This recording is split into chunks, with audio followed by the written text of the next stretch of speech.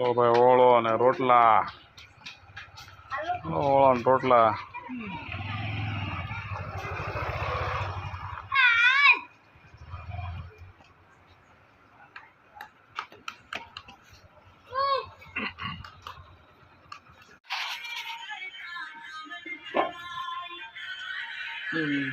વિકાસ ઓળો બનાવો છો? હા. જાકો શું કરો છો? આ જો ઓળાનું સુધારી છે બધું સમાર્યું છે.